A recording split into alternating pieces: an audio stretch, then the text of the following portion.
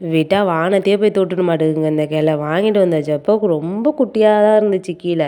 அப்புறம் பார்த்தா தண்ணி ஊற்றி அது வளர வளர மற்றதெல்லாம் அப்படியே இருக்குது. இது மட்டும் எனக்கு என்னான்னு வளர்ந்துக்கிட்டே இருக்குது. அப்புறம் தான் சரி இது பாட்டு வளர்ந்துட்டே இருக்குது. சரி மொக்கு வைக்க மாட்டேக்கு உயரமாக போய் மொக்கு வைக்க மாட்டேக்குன்னு சொல்லிட்டு நானும் விட்டுட்டு இருந்தேன். அதுக்கப்புறம் தான் தெரிஞ்சுது இது வளர்ந்துக்கிட்டே தான் இருக்கும். இது மொக்கும் வைக்காது ஒன்றும் வைக்காதுன்னு. அதனால சொல்லிட்டு கட் பண்ணிவிட்டு சின்ன சின்னதாக கிளைய கட் பண்ணி இந்த பாட்டிலே சொருவி வச்சிடலாம். சொருவி வச்சா அப்புறம் அது ஒரு செடியாக வளர்ந்தா மற்றவங்களுக்கு கொடுக்கலான்னு நினச்சி ரொம்ப அறிவாளித்தனமாக யோசிக்கிற மாரி யோசித்து இதை செய்யலான்னு ரொம்ப நாளாக பிளான் போட்டிருந்தேங்க. இவங்க 2 பேரும் போய் மேக்கப் பாக்ஸ் எடுத்து வச்சுட்டு மேக்கப் போட்டு வந்திருக்காங்க. அதனால தான் இவங்க 2 பேர் ஃபேஸையும் காமிச்சேன். ரொம்ப நாளாக யோசிச்சுட்டு இருந்தோம் இதை வந்து கட் பண்ணி வைக்கணுன்னா அதுக்கு டைமே கிடைக்கல. அப்புறம் இன்னைக்கு சரி செஞ்சிடலாம் சொல்லிட்டு நான் எல்லோரும் ஃபேமிலியோடய வந்துட்டோங்க மேலே.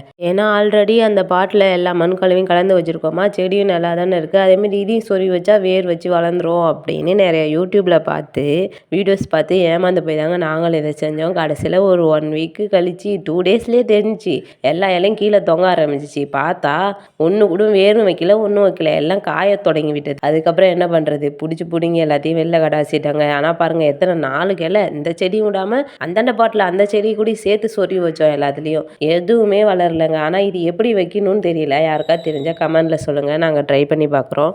இதுவும் வீடியோவில் பார்த்தது தான். அலோவேராவை வந்து அந்த கட் பண்ணிவிட்டு அந்த வடி தண்டில் வந்து தடவிட்டு அதை சொருவினா வேர் வச்சு வளருது அப்படின்னு சொல்கிறாங்க. அதுவும் உண்மையாக என்னன்னு தெரியல. ஆனால் எனக்கு வந்து ஃபஸ்ட்டு நான் அப்லோட் பண்ண ரோஸ் செடி வீடியோவில் ஒரு சிஸ்டர் கமெண்ட் பண்ணியிருந்தாங்க. என்ன சொல்லியிருந்தாங்கன்னா, அது நீட்டாக வளர்ந்துக்கிட்டே தான் போகும், அப்படி அது வளர்றதால அந்த செடியில் இருக்கிற மற்ற கிளைங்களுக்கு வந்து சத்தே இருக்காது, அதுங்களோட சத்தையும் சேர்த்து அதுவே எடுத்துக்கிட்டு அது வளர்ந்துக்கிட்டே தான் போகும், அதனால் அதை வெட்டிடுங்க அப்படின்னு சொன்னாங்க.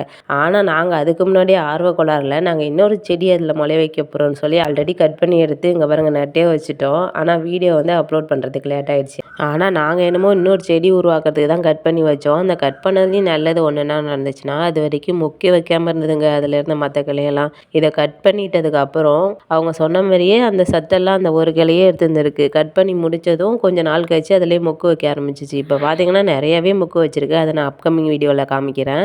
சரி, ஆசைப்பட்டு ரோஸ் செடி வாங்கியாச்சு. இப்போ அதை எப்படி வளர்க்குறதுன்னு தெரியலையே அப்படின்னு சொல்லிட்டு சர்ச் பண்ணி பார்த்தோம். என்ன உரம் கொடுக்கலாம், என்ன இது எப்படி பாதுகாக்கலாம் அப்படின்னு சொல்லி பார்த்து ஹோம்மேட்லேயே பார்த்தோம்.